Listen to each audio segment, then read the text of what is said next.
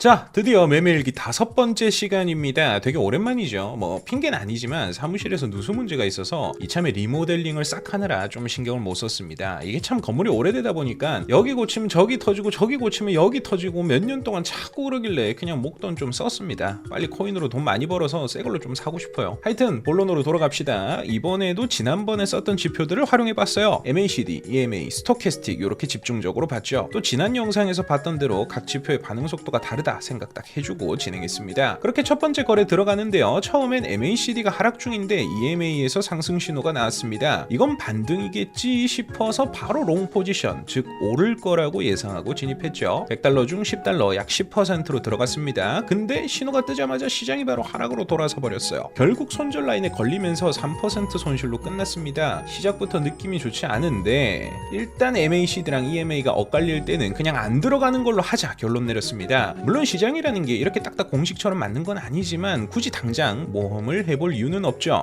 다음엔 두 지표가 동시에 상승 신호를 냈어요. 그래서 이번엔 진짜 확실하다고 생각하고 다시 들어갔죠. 하지만 예상과 다르게 상승이 잠깐 이어지다가 다시 꺾이더니 손절 라인을 찍었습니다. 또 10% 진입에 10% 손실. 이래도 손실 저래도 손실 딱 거래하기 싫더라고요. 그래도 여러가지 상황을 보는 게 또 중요하니까요. 이번엔 하락장 속에서 짧게 반등하는 구간을 노려봤습니다. MACD에서 상승 신호가 나왔길래 이번엔 짧게 먹고 빠지자 하는 마음으로 진입했어요. EMA도 잠시 후 상승 신호를 보여서 이제 진짜 반등하나 보다 생각했고요. 근데 또 몇 분 지나니까 바로 하락 크로스가 나왔습니다. 결국 수수료만 날리고 본전. 이쯤 되면 내가 너무 급한 건지 해석에 문제가 있는 건지 좀 더 신중해야 할 것 같아요. MACD는 빠르게 반응하지만 EMA는 느린 대신 신중하다는 걸 생각하면서 다시 거래해보겠습니다. 이번엔 스토캐스틱이 상승 신호를 냈을 때 들어가 봤어요. 플러스 MACD도 방향이 비슷해서 자신있게 들어갔는데 갑자기 또 큰 하락 캔들이 터졌습니다. 또 10% 손실 바로 손절했습니다.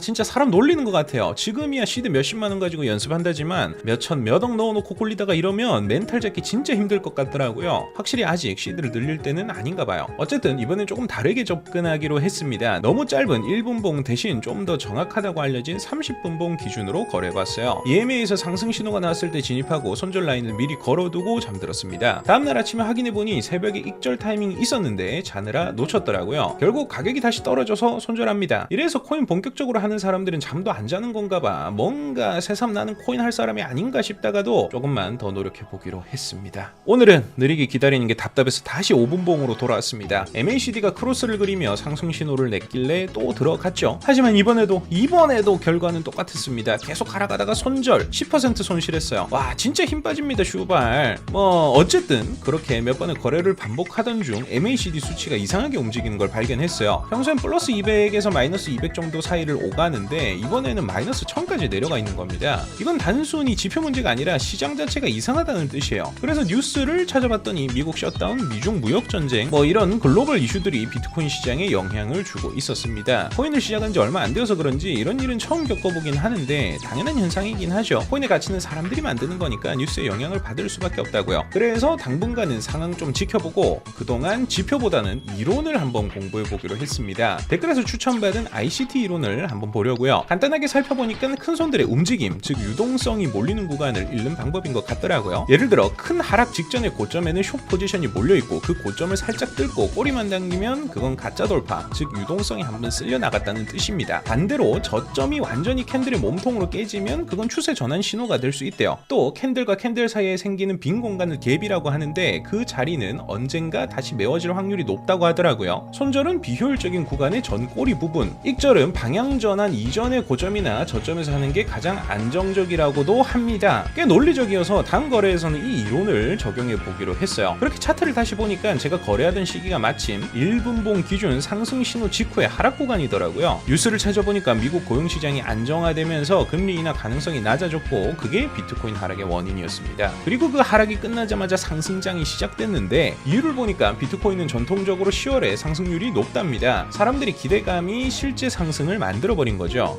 이게 새로 새로운 이론도 배웠겠다, 실전에서 적용해 보려고 했는데 자꾸 뭐 이슈가 터져요. 사실 이런 상황에서 판단을 잘해야 돈을 확 버는 건데 난 아직까지 그런 해안은 없는 것 같더라고. 결국 진입 타이밍 고민만 하다가 머리 터졌습니다. ICT 이론을 적용해서 거래하는 건 다음 시간으로 미루자고요. 네, 그럼 오늘의 영상은 여기까지입니다. 이게 참 아무것도 몰랐을 때는 그냥 지표 보고 판단하면 끝인 거 아니야? 확률적인 부분이니까 손절 익절만 딱딱 지키면 충분히 돈 벌 수 있을 것 같은데 라고 생각했었는데 실제로 해보니까 그렇게 단순하지가 않더라고요. 당연한 거죠. 그렇게 쉬웠으면 너도 나도 다 부자였지. 하여튼 앞으로도 더 노력해 보겠습니다. 이번엔 진짜 단 1원도 못 벌었네요. 슈발.